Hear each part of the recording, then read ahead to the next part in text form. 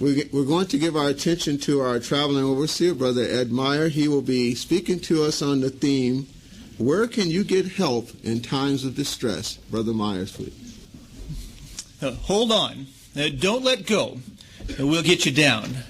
Those were the only words that two men clinging to some oily cables, dangling 400 feet above the ground, could hear from their ground crew.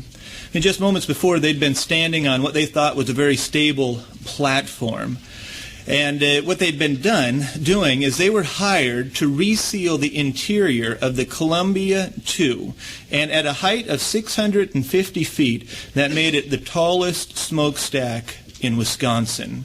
And so they were starting from the top, working their way down. And they were about to finish their first day. They'd accomplished a great deal. And on each side of the platform was a motor. Each man would run it. And so they were lowering themselves little by little, taking care of a few things, when all of a sudden the motor on one side of the platform stuck open in the on position, and they tried to flip it off, and they tried to get it to cut the power, but they couldn't do it. They started hollering for help, shouting for help, as this platform began to tilt quite rapidly. Pretty soon the planks on which they were standing started to slide, and just before that once stable platform went vertical, the two men lunged for these cables, and they hung on to them. Now, finally, somebody down below was able to cut the power to the engine. When things kind of came to a halt, here they were, hanging above 40 stories of emptiness, hollering to others, help us out, somebody save us, somebody get us down. And they didn't know what to do. But then over the intercom from down below, the foreman told them, just hold on. Don't let go. We'll get you down. And you can imagine then, for the next moments in time, that it seemed to stand still for them. I mean, as they clung to those cables, all those hundreds of feet up in the air, not knowing how they were going to reach the ground safely. And so time passed with excruciating slowness, and they didn't know what to do. And every once in a while, they would holler down, "What are you doing? Somebody help us!" And every so often they would hear in reply those words, "Hold on, don't let go, we'll get you down." See, the problem that they were having down below is that they were way too high for a ground rescue. And so finally they determined the only way to get those men down off from the cables that they were hanging to was to take a helicopter and to lower a basket through the 22-foot round opening in the top of the smokestack. And that was going to be hard enough. And then to complicate the situation further, a storm blew in. It started to rain. The wind picked up, sustained forces. This situation was going from bad to worse. But still, every so often, as the hours drug on, they would hear over the intercom those words, "Hold on, and don't let go. We'll get you down." Now finally, after 19 hours, the first man made it into the basket, made it to safety. After another 2 hours, the second man made it safely to the ground. Now, you want to talk about needing help in times of distress. That's a classic example of a very desperate situation. And yes, it's true, we may never in our life experience that, where we're hanging literally from an oily cable 400 feet in the air. We might not literally experience that, but as you think back about some of the things you've experienced in the past, maybe even things you're coping with, things that are bringing stress into your life right now, you might not literally be hanging from a cable, but it might feel like we are on occasion. And it doesn't come as a surprise. We know these are going to be difficult times. In fact, look at Mark chapter 13. We know that on occasion we're going to feel like that. We're going to be hollering out, "Somebody help us."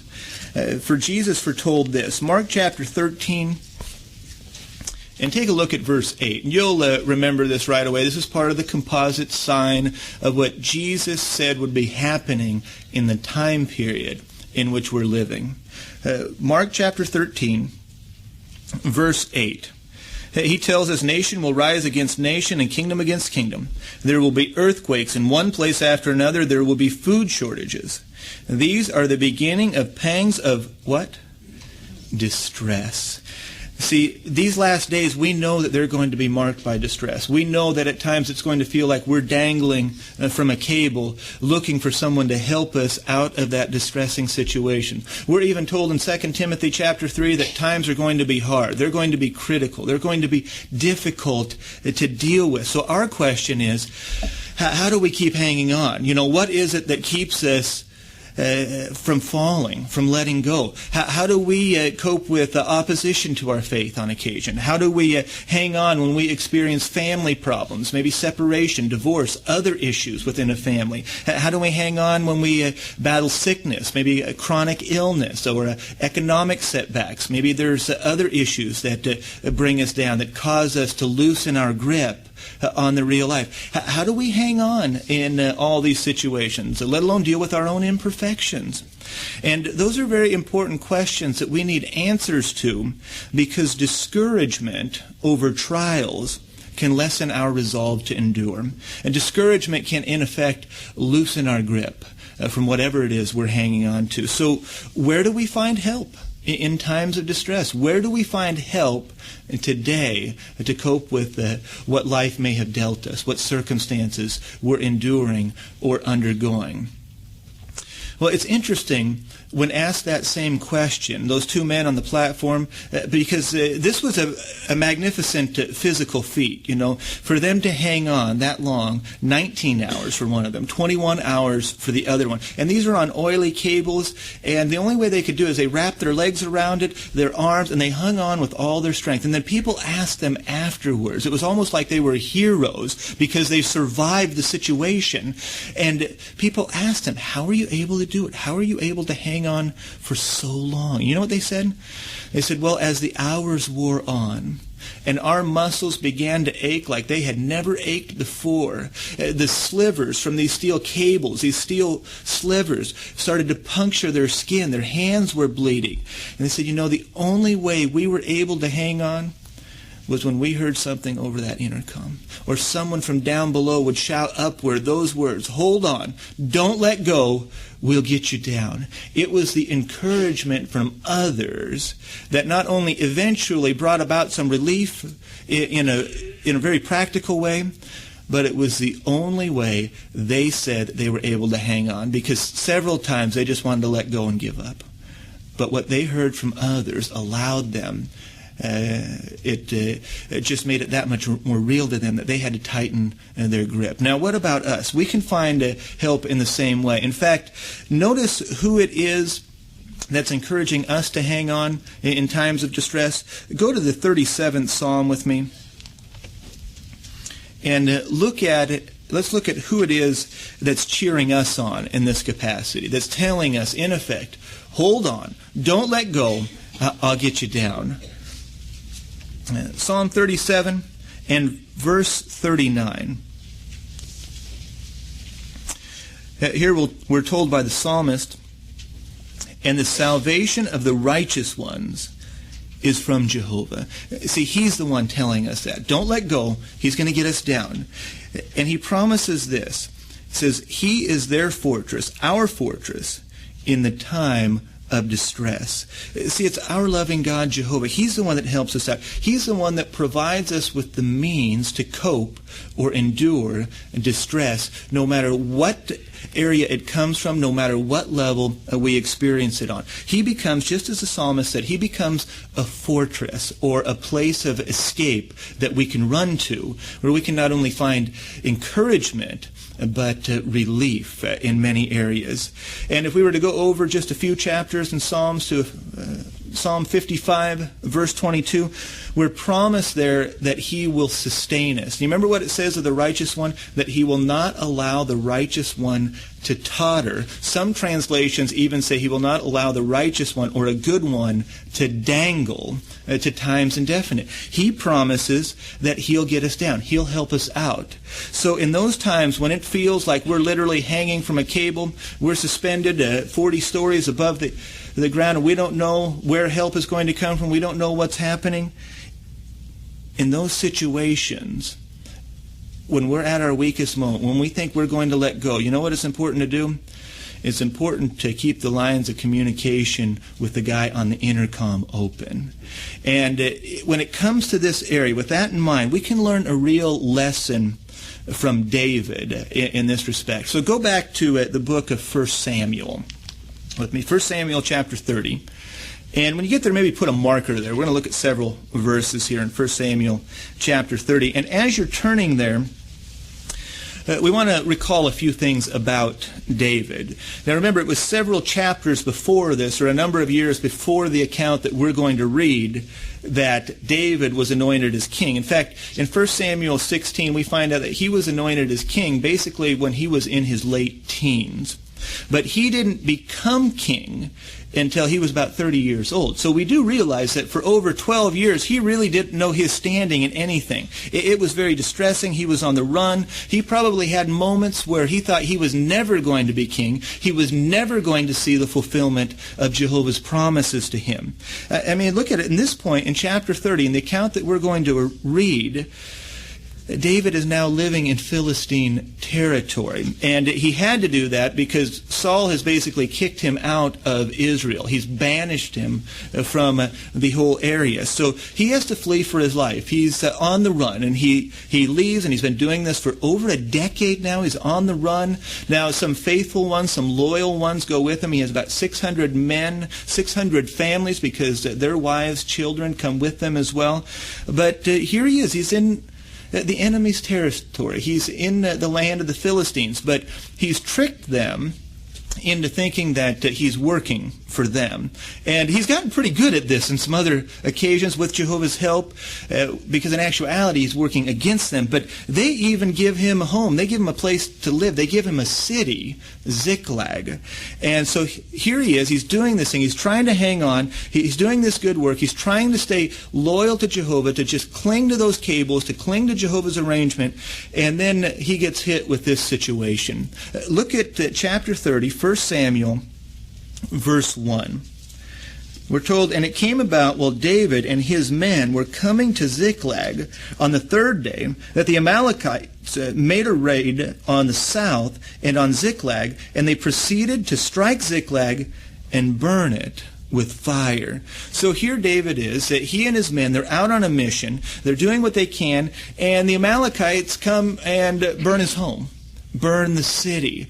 And that's not it. It's not as if they're just displaced and they've lost something materially. But look at what else happens. This is distress. Verse 2, when they come in, the Amalekites, they carry off captive the women and all that were in it, from the smallest to the greatest. They did not put anyone to death, but they drove them along and went on their way. So look at that. They take everybody with them. There's nobody there. When David and his men get back, they're out on a mission for Jehovah. They come back, and their families are gone. They've been driven off. Now, they didn't get killed, probably because the Amalekites are going to sell them as slaves or going to use them as slaves themselves. I mean, think of what this is. Can you imagine what it would be like to come home to that? Somebody's burned your house and kidnapped your family. That's what David came home to. Look at the next verse. When David came with his men to the city, this is verse 3, why, there it was, burned with fire.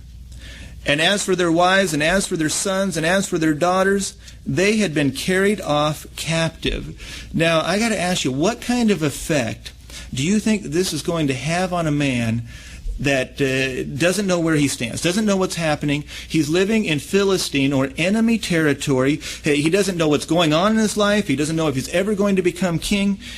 He's been on the run for years. What kind of impact? He's already under distress. This is distress on steroids now. And what kind of impact is it going to have? What would it have on us? Look at verse 4.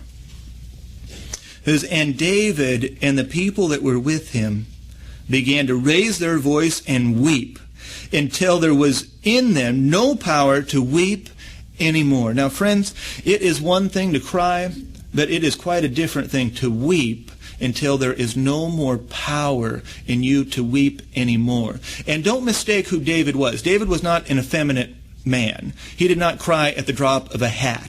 These were manly men, David and his 600 men that came back. You know, they would go out in combat, and they would do hand-to-hand combat for hours on end. This was not an effeminate man. But yet, what kind of distress is it that makes you weep until there is literally no energy, no power in you to weep anymore? That's what David experienced, And you see what happens here? For even strong individuals, do you see where people get attacked? It's emotionally. It's on that level that we get attacked. We may be strong in every other aspect of life, but it's emotionally that the attack brings the greatest toll, creates the largest amount of casualties. I mean, here it is. These people start to lose it. They go into meltdown, these manly men. I mean, they're going to lose it to the point where in the next verse, if you skim verse 6, the people want to kill David. I mean, these people are losing it. Now, what happens in those situations? Where are they going to get strength? Where is David going to get help? How is he going to continue to hang on? In the next couple of verses, what you're going to see is a formula that we can use as well. If we experience distress, there is a formula, 3 things that we can do to avoid meltdown completely and absolutely. And that's what David did. So the very first thing he does, absolutely, before he does anything else, and again, this formula, we really feel this will work in any situation in life. Doesn't matter what the level of distress is, what the source of it is. Maybe it's when we face opposition for our faith, we face health issues, there's some other type of oppression, maybe it's even depression or anxiety. This formula at least helps us to hang on a little while longer. So the very first thing that David does, look at verse 6 and go right to the last sentence of verse 6. You see it there? It says, so David took to strengthening himself by Jehovah his God. He's just seen all this stuff, and that's the first thing he does. He doesn't go to the bookstore and buy a book about his situation. He doesn't start a 12-step program. No, the first thing he does is he strengthens himself by means of Jehovah his God. And you might wonder, well, what does that mean? He strengthened himself by means of Jehovah his God. Well, that means then that David sat down and he meditated for a few minutes, maybe hours even. We don't know. And he reviewed in his mind maybe the last 8 to 12 years of his life, all the things he'd experienced, what was happening, what was going on, what Jehovah had done for him. You get the idea. In this situation, to avoid meltdown, the first thing he had to do is he had to just sit down, calm himself down, get tough with himself, talk to himself, and try to sort this situation out. And that's what he did. He poured it out to Jehovah, and he would have said to Jehovah, I don't understand what's happening. I'm supposed to be king. I know your will is going to take place, but I've been on the run for a dozen years now. My home is burned. My family's been kidnapped. I don't know what's going on, but I do know this. I know that you are a God of deliverance. I know that you are my help. I know this because I dealt with problems before. I dealt with Goliath. I dealt with this. I dealt with that. I'm dealing with Saul right now. You've always helped me. You see what he had to do? He had to strengthen himself. He had to meditate on his situation in prayer or in communion with Jehovah God. And that was the first thing that he did. And that's what we have to do in these situations. And you know what he did in that situation? It calmed him enough to where we don't know if he heard literal words from somebody, but in effect, he heard when he went to Jehovah, he strengthened himself in that way. First thing he did, you know what he heard in effect? He heard from Jehovah, hold on, don't let go. I'll get you down. So first thing he did, make sure that the communication was open. And the second thing he did, go to verse 7. After he gets himself straight with Jehovah, Jehovah strengthens him. Jehovah tells him to hang on. Verse 7, hence David said to Abiathar, the priest, the son of Ahimelech, do please bring the ephod near to me. And Abiathar came, bringing the ephod near to David. So you see what he does next? First thing he does, he strengthens himself by means of Jehovah. Goes to Jehovah in heartfelt prayer. And then he goes to the priest, or he consults Jehovah's organization at the time. See, David isn't so hubris, so arrogant, so proud that he thinks he's just going to figure it all out on his own. He's going to handle it himself. No. He doesn't do that at all. No, he strengthens himself, and then he gets the priests. He consults Jehovah's organization. And then verse 8, as you kind of skim it there, basically he does those two things. He strengthens himself by means of Jehovah. He gets the priest. And then he says, what am I to do? What am I going to do? Haven't we ever done that? We have a situation like that, and we ask others, what am I to do? What am I going to do? And then what do? We come to the meetings, we hear a talk, we do some research in the publication, we go to the elders, and that's what David's doing. He's asking the organization, Jehovah's organization, what am I to do? And you see there in quotation marks in verse 8, he even asks, I don't know what to do. Shall I chase after this marauder band? Shall I overtake them? And then he gets the answer. Yes, go chase after them. Go get your family back. And so those are the first two things he does. He strengthens himself by means of prayer to Jehovah, and then he goes to the organization, and then the third thing he does, the last part of this formula for this to work, it's the very first word in verse 9. Promptly, David got on his way. He acted decisively. Once he received clear direction, once he heard it, he accepted it, and he acted upon it. He didn't argue with Jehovah and say, Jehovah, no, you don't really understand my situation. Aren't you listening to me? No, that might work in everybody else's situation, but mine is unique. No, he didn't argue with Jehovah. Promptly, he got on his way. Now, that situation, this formula, can it speak to us? Just a little bit when we're dealing with distressful situations? Can we follow the same formula? When we experience distress, what's the absolute first thing we want to do? We want to go to Jehovah in prayer. We want to remind ourselves of the many acts of salvation Jehovah has already performed in our behalf, just giving us a hope for the future. That's an act of salvation. And we remind ourselves of that, and we pour out the situation to Jehovah in prayer. And maybe just as a side point, before we go on with the rest of this formula, we do understand that sometimes distress can be so severe that we don't even feel as though we can approach Jehovah in prayer. We're so broken, we're so crushed, we're so fragile, we can't even speak to him. And in those situations, please, if you ever find yourself in that situation, then we want you to remember this one verse. Go to the 34th Psalm this time.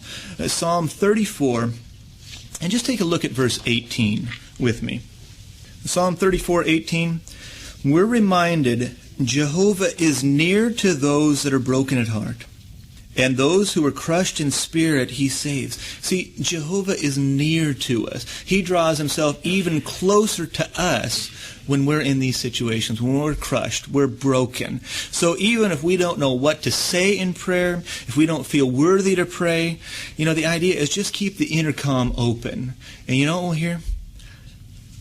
Don't let go. Hold on.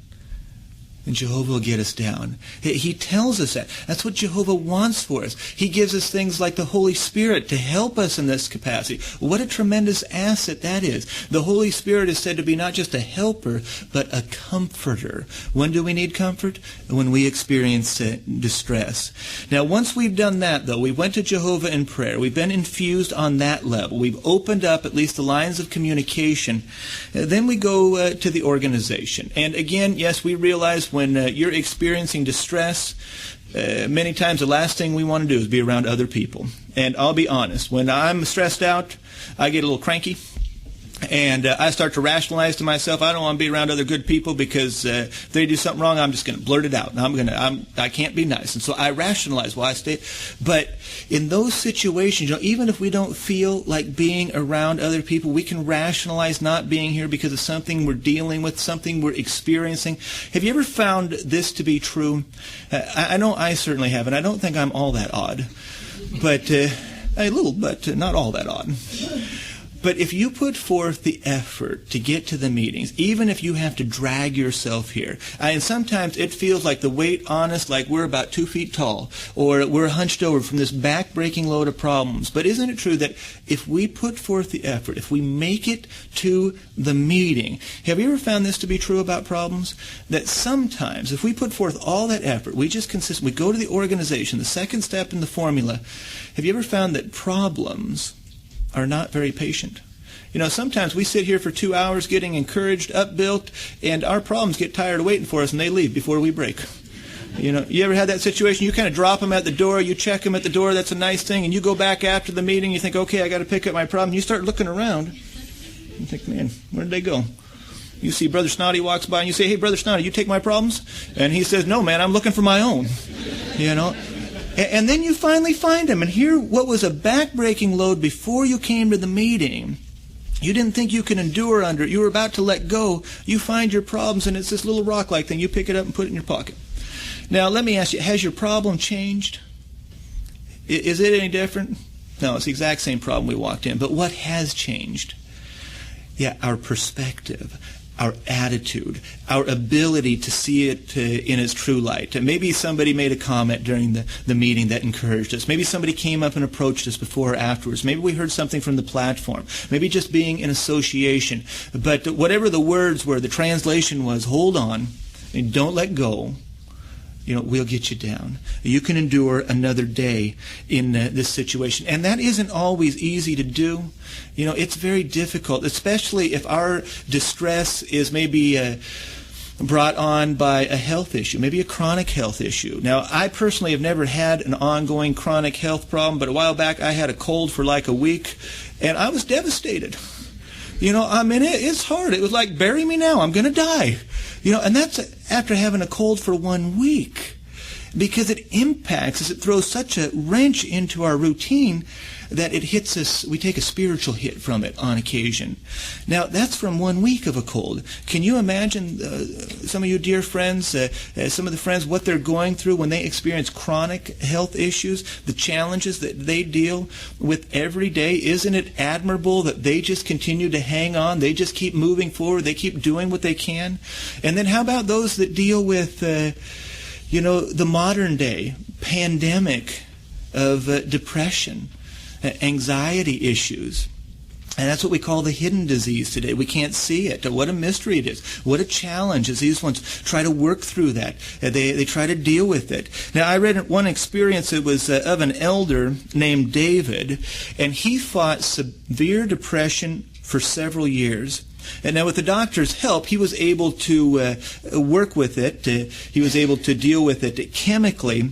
But he commented, he said this, he said, time and again, hard-won progress seemed to be just slipping away. He thought he'd go forward, and then he slipped back.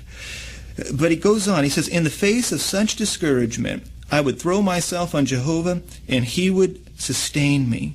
There were occasions when I prayed to him for hours at a time. Now, friends, can you imagine that? What do you say for hours at a time in prayer to Jehovah? But he did that. And then he goes on. He says, when I spoke to Jehovah, my feelings of loneliness and uselessness disappeared. I struggled through periods of great weakness. But thanks to Jehovah, out of this weakness has come strength, even the strength to help others. Now, friends, and you understand, when we talk about depression, we are not talking about getting the blues. Everybody gets the blues. We're talking about depression, maybe a chemical imbalance. Many today, they have to go out and to survive, maybe what they've experienced in life, what they're dealing with, and they go to physicians, they go to doctors, and they get help. They treat this medically to take care of some chemical imbalance. And if you don't understand what we're talking about, and you're thinking chemical what? Then please do not counsel these friends. Do not become a doctor to them. Don't tell them that, if you take St. John's wort, everything will be okay. A little echinacea under your tongue and all your blues will go away. No, don't tell them that. Don't become a doctor to them on this level, because we have known ones that are dealing with this situation. They're dealing with depression. They're dealing with it, and they're being treated medically. And some of the friends, they'll go up to them, and they're starting to make some headway. They're hanging on tight, and sometimes with good intentions, but the friends will go up and will say to one another, yeah, well, when are you going to get off that stuff? You're not the same person. Yeah, don't do that. Don't say that to them. They're hanging on. Just leave them alone. Because remember what Jesus said in Luke chapter 5, verse 31? He said, those who are healthy do not need a physician, but those who are ailing do. Don't become a doctor to others in these areas unless you have a medical degree. We see lots of people that have to deal with things like this. Diabetics, they have to take medicine for the rest of their life. They have to take insulin in various forms of it. We'd never tell them to quit taking it. If we did, what would happen? yeah, we'd kill them. So don't tell others to go off their medication. And if you're dealing with this, if you're struggling with this, you're trying to get this under control, or you have it under control, then please don't conclude. If you deal with depression or some anxiety disorder, do not conclude that you have a spiritual problem. See, most likely you have a medical issue, and you're spiritual people. You just have a medical problem. Just deal with that. Whatever it takes to hang on, deal with it and move on. And no matter what brings us distress, friends, we have to remember this verse. Go to Proverbs chapter 13. Proverbs 13, and when you get there, we want to consider verse 12 together. Because sometimes this is how we feel if we've been dealing with something for a long time. Proverbs 13, verse 12. Expectation postponed is making the heart sick. We wonder, we say, I need some help. When's somebody going to help us? But the latter part of that verse, but the thing desired is a tree of life when it does come. If you're experiencing distress now, when relief finally does come, and it may not come until the new world, we're sorry. It's not that everybody wants the best for one another, but some things are not going to go away this side of Armageddon. But it will be a tree of life. It will be so stable when it does come that we'll forget all this mess of this life this side of Armageddon. See, and we're all dealing with something. I mean, we're all a little dysfunctional. You just pick your level. We're all tied to something. We all experience something. You know, I don't know what brings you distress. You don't know what brings me distress. But I do know this, that we've got to do that formula. We've got to strengthen ourselves by means of Jehovah. We have to come to the meetings, the organization, and then we have to act on any counsel we get. See, now, by way of conclusion, and I'm just figuring out that, man, 30 minutes goes really fast compared to 45. But by way of conclusion, though, I just want to show you one story, tell you one story. And it had to do with a couple of cowboys in Wyoming and how they would go out and round up steer that had been let out on the open range. You know, they have open range land there and they can go out and graze. And so a lot of times they just cut these bulls loose and they'd go, 20 miles away and they just graze on this open land and they fatten them up and stuff. And they might be gone for a year, 18 months. Well, when it comes time to bring them back in, it's not an easy thing to do as you ride out on the open range. So according to this one book, these two ranchers, they came up with a very unique way of getting the bull to come back to the corral. And so they would ride out, they would find this steer, they would rope him, and they would take along with them this little gray burro. And they'd get the steer roped, and then they'd take the burro, they'd take the steer, and they would tie him neck to neck. Now, can you imagine the sight? This is like David and Goliath, your little burro and a 16 to 1,800-pound steer. And there they are, roped neck to neck. Now, you might think, well, what chance does that little burro have against that big bull? And then they just let him go. They ride off. They go back to the ranch instead of trying themselves to drag that bull back to the corral.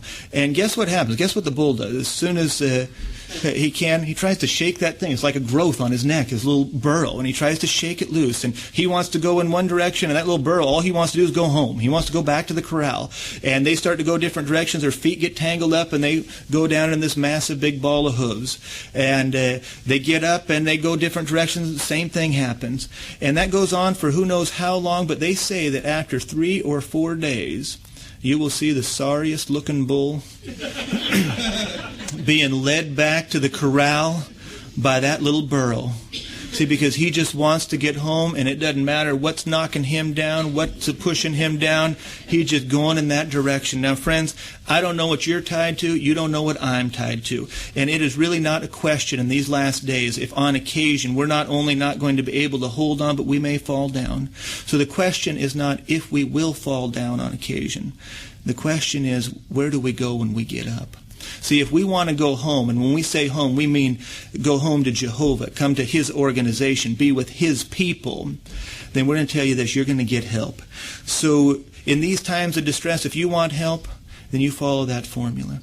You go to Jehovah in prayer. You stay connected to the guy on the intercom. You make sure that you come to the organization, to the congregation. If you do that, you see, if we'll hold on, if we won't let go, then Jehovah promises He'll get us down safely into the new world.